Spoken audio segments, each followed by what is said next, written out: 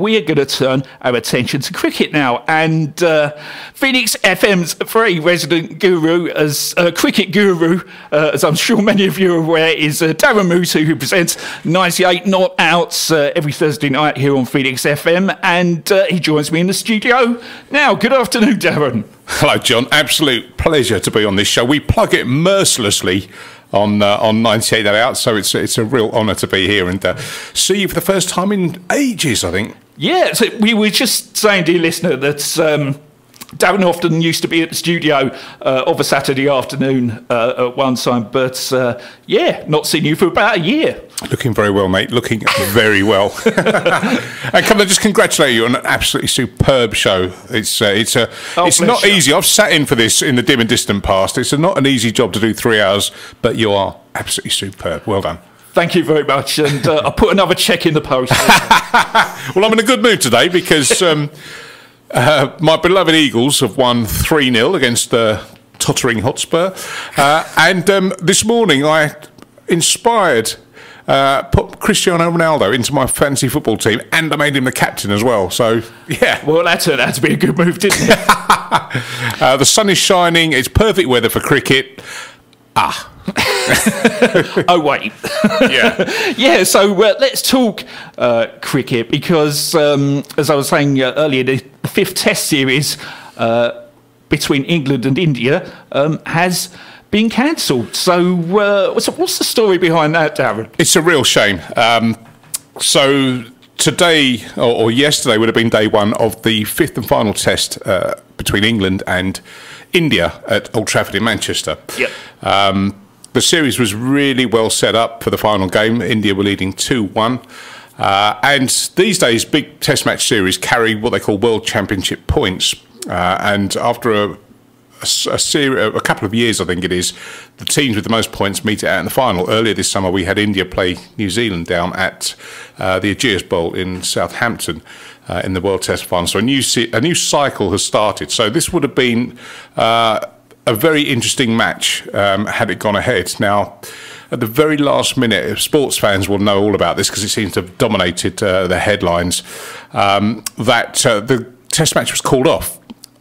Almost literally at the 11th hour because of the Indian players deciding that they didn't want to play the game. And it's quite interesting. You have to be very careful about the reasons given. In the modern world we live in, insurers and insurance is the big thing. And when you cancel any event, particularly entertainment-wise, if you want to get paid out and covered by your insurance company, you have to word it very carefully. Yes. So the official wording is that the Indian players didn't feel comfortable playing, and the ECB acknowledged their state of mental health, and that given the circumstances, they accepted the reasons for India not wanting to play the match, and it was called off, I believe, at 9 o'clock yesterday morning. Now, my little moles in the cricketing world were telling me this from sort of first thing in the morning, this was going to happen, but it was all kind of, they can't. We were speculating about this on Thursday night's 98 Not Out, because there had been positive COVID tests, again, within the Indian camp. Yes. And we were speculating on what the potential ramifications could be. But then, while we were on air on Thursday evening, the Indian team reported a full set of negative tests, so we assumed that the game would be on. Yeah, I was going to say, because none of the Indian players actually got tested positive for COVID, did they? It was the Indian head coach, Ravi Shastri, and an Indian physio as well, wasn't it? That's right. This is interesting because even though we're in a sort of different situation these days where everyone's double jabbed and the COVID bubbles are maybe not as strict as they were 12 months ago, but still, nonetheless, you have to be mindful of the bigger picture and the world we're living in. Ravi Shastri was at a book launch in London last week. Now, you might want to question the wisdom in doing that, and that was apparently where he picked up the virus and tested positive. And it seems that there's been a spread within the, and as you correctly say, the backroom staff. I think it's another one of the physios that tested positive this week. Yes. And although nobody has said that this is COVID related, and that's very important, the Indian players weren't happy with the situation, and as the ECB said in their statement, mental well-being, and that was why it was called off. But their mental well-being didn't stop a handful of them getting on a private jet last night, and even more of them getting on a commercial flight this lunchtime out to the UAE. Oh, really? Including a lot of England players as well. Now, you might ask, why are they going to the UAE? Well, there is a certain thing called the IPL. Yes. Which started earlier this year and was being held out in the UAE. They couldn't hold it in India at the time. And it was at the time that the Indian variant, which we now know as the Delta variant, really got a grip, and they had to abandon the tournament. They were getting positive tests left, right and centre. Then India came to England, and the ECB, this is really convoluted. I'll try and make it as simple as possible. Okay. So the India visit to England has been on the cards for a while. It was a full tour, 5 tests, and some other bits and pieces thrown in. What is interesting, and I was asked this last week, usually on any test series, the last test match is played at the Oval. It's kind of like the end of season party, and the atmosphere in the crowd is all very, joyous and whatever else. Lots of celebrations. This year, the last test was being played in Manchester. Why is it being played in Manchester? Because I'm told that normally the Manchester test is played sort of early August, late July. The ECB, because of the 100, said they didn't want to take any of the publicity or the spotlight away from the 100, which is another subject altogether and very contentious. Yep. So they kind of pushed the Old Trafford Test back to where it is now. Now, doing anything in Manchester in the middle of September, particularly cricket, is very, very risky in terms of weather. Famously always rains there. That's right. Absolutely, it does. And it clashes, obviously, with Manchester, a very big Manchester United fixture today, which obviously they couldn't have. And there's a festival going on there as well. So there's a lot going on in Manchester at the moment. India apparently weren't very happy with this and were voicing complaints about it quite a long time ago. And then, as if by magic, the IPL was announced to be resurrected and jammed into an already busy calendar. Now, we've been talking about this on 98 Radar for quite a while, the amount of cricket England have to play this year, and particularly in this back end of the season where you've got the domestic season. So, all things being well, the last test is underway now. It's going to finish, or supposed to finish, in a few days' time. The county season is still going on. Yep. I think almost to the end of the month. It might even be into October. We've still got the T20 Blast, which is taking place. The finals is next Saturday. That's a lot of cricket. If you're a professional cricketer, that's a lot in itself. Sure. But then you've got the T20 World Cup, which is scheduled for the UAE. It was going to be in India, but obviously you can't do that. And then straight after that, the England team are supposed to go down to Australia for the Ashes, a massive series. So if you are an England cricketer, you have got a lot of cricket on your hands, and given circumstances, a lot of time spent in hotels, a lot of time in quarantine, a lot of time away from your families, which was never good in the first place. Now, all of a sudden, the IPL gets thrown into the mix because they'd worked out that there was a 2-week window where no one was doing anything, which is next Saturday for the following 2 weeks. Now, if this test had gone ahead, we'd still be playing today. Today would have been day 2. It would have finished on Tuesday, which is 3 or 4 days ahead of the scheduled start of the IPL. Yes. Now, again, in normal circumstances, you might think, oh, well, that's not really too bad, and you're getting paid a lot of money, so you live in, you take your medicine. But the UAE currently has a 6-day quarantine period for anyone or anyone arriving from abroad. Right. So if you're playing on Saturday, you need to be there on Sunday, tomorrow, to have any chance of playing. Therefore, you need to be on a plane today or last night. And lo and behold, we see all these players. I'm leaving listeners to make their own minds up about it. I'm just stating facts and everything that I've seen on social media and various conversations I've had through supporters of 98 Not Out that are journalists and people within the inner circle of the game. Yep. So, this game gets called off, and almost immediately the Indian team disbands and people head off to the IPL or head off to the UAE. England players as well. Moeen Ali is one of those. And I think you can look at that, you can break it down by saying the ones that are going are possibly the ones that aren't going to be going to Australia at the end of the year. Okay. There have already been a lot of England players that have expressed huge doubts about this Australian tour because they don't want to quarantine. They can't take their families. They can be playing in front of empty stadiums. It's not going to be great. There's a lot of worries about this tour. The Ashes is a massive thing. In cricket, it's as good as it gets. Of course. Whether it's here or down in Australia. The thought of playing in an empty MCG or SCG or the Gabba with a second-string England team is not going to be that attractive to broadcaster sponsors or just sports fans. Of course not. So there's a lot of things conspiring in the background. But just, it doesn't look good. Red ball cricket all year has been under huge scrutiny because of this, the 100 and the march of white ball cricket. Now, if you were being cynical, you would say, where is the money? Where is the power? There is nothing with more money or more influence than the IPL. All players that go into it. Just to give you an idea, you might, if you are a centrally contracted England player, you might be getting paid, and I'm not saying this is right or wrong, but you might be getting paid, let's say, £150,000, £200,000 a year.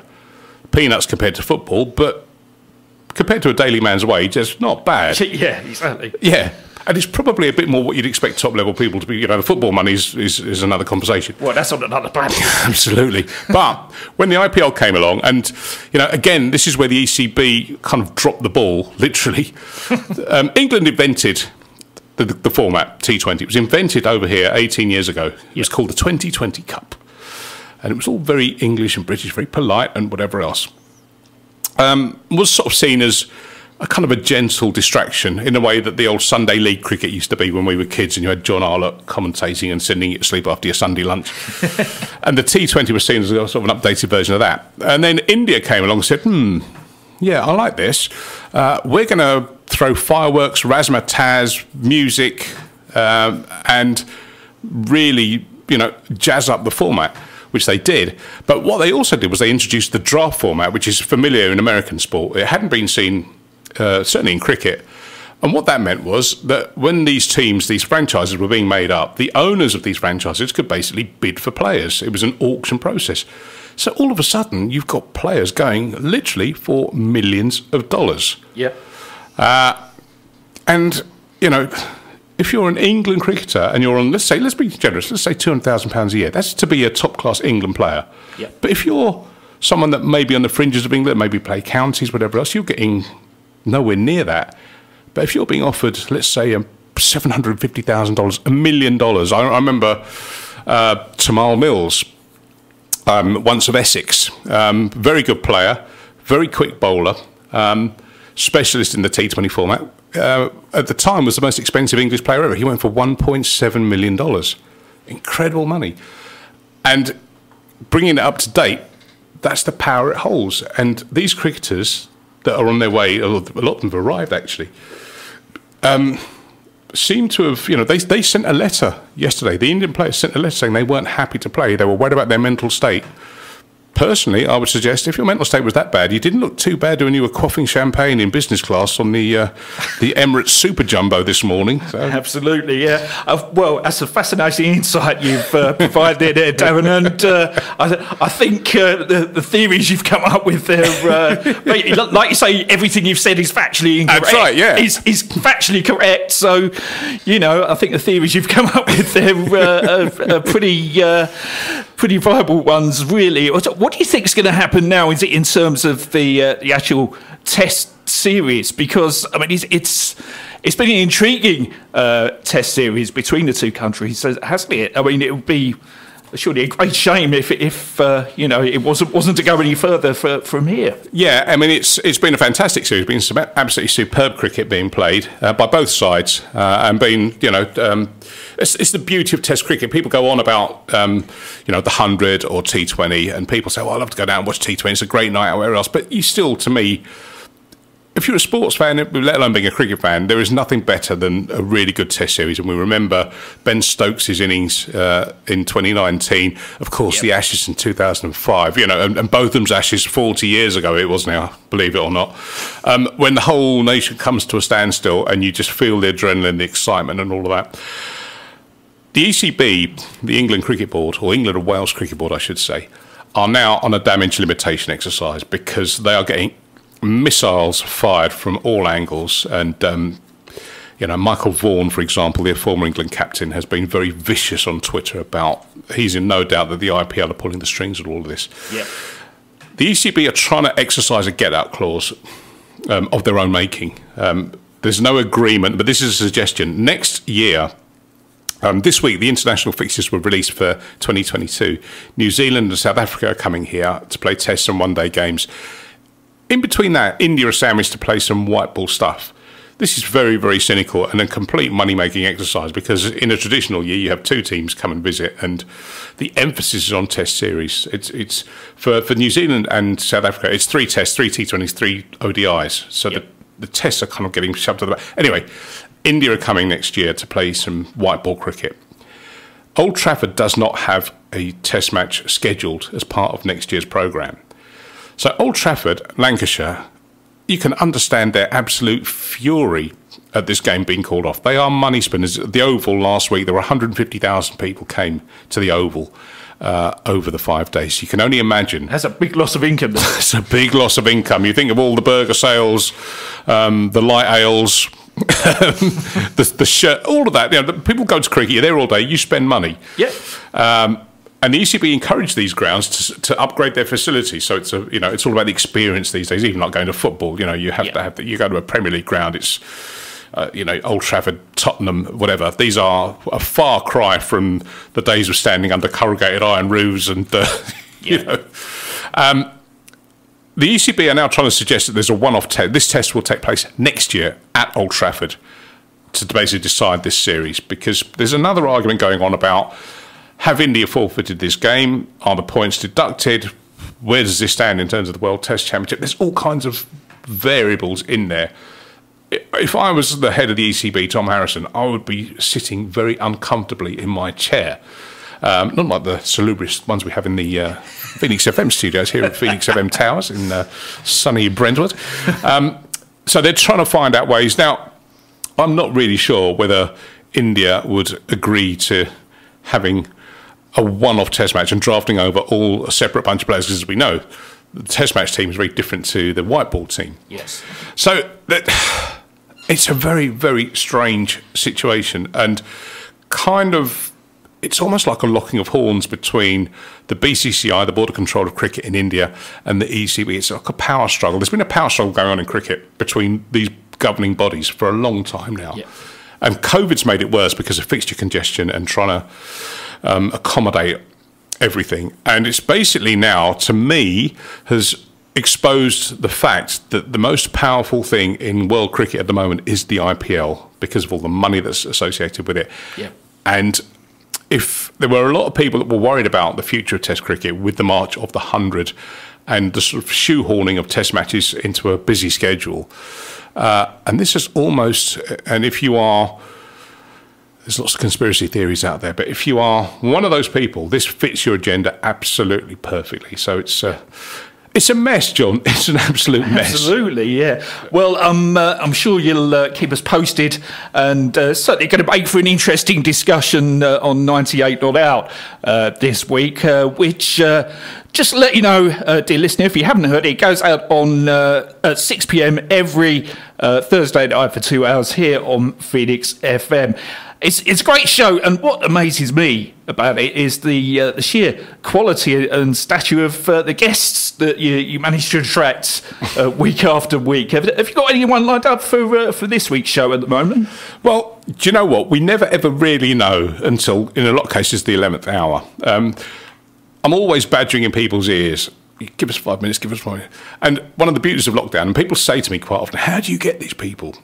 And I'm a bit of a Twitter badger, and I'll pester people, and where we've been lucky in getting, and you're right, I mean, even I sometimes can't believe the people that I'm talking to, and I do get starstruck a lot of the time and tongue-tied. a lot of the time, people are, whether they're commentators, journalists, players, whatever, are sat in hotel rooms doing quarantine and getting bored out of their tiny minds because they're forced to be in their rooms. That's where I've gone in and said, look, just give us a bit. And they do it because... It probably helps. Yeah. Anything to kill the time. 98 not out is good for their mental health. Absolutely right. So, that's how we've done it. But we never know. And I tell you what, I sit panicking all week. I get all the news together and the bits of stories, whatever else. But the guests, it's trying to tie them down a lot of the time. And then we had Dinesh Karthik on. I'll give you an example. Dinesh Karthik was on a couple of weeks ago. Yes. Very, very big name, and particularly in the current circumstances of England versus India. I've been trying to get him literally all year. And getting dead back in was told, go through the agent, do this, do that, and getting absolutely nowhere. And I've just about given up. And then one morning I get a phone call, or I get a WhatsApp from his agent saying, can you do 6 o'clock this evening? No, I can't because we're on air at 6 o'clock this evening, so sadly I can't. Oh God, he's very busy, he's very busy. I said, yes, I'd love to, but unless he wants to do it live, oh no, we'd need to...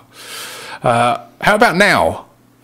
Just like no preparation and whatever else. So if you go to the phoenixfm.com website and look up 98 Not Out, or indeed go to the YouTube channel for 98 Not Out and just find the Dinesh Karthik interview, I'll give you a heads up, dear listener, I am completely winging it through the whole thing. I had no preparation, and if I look a bit stunned in places, it's because I was trying to think of things to say.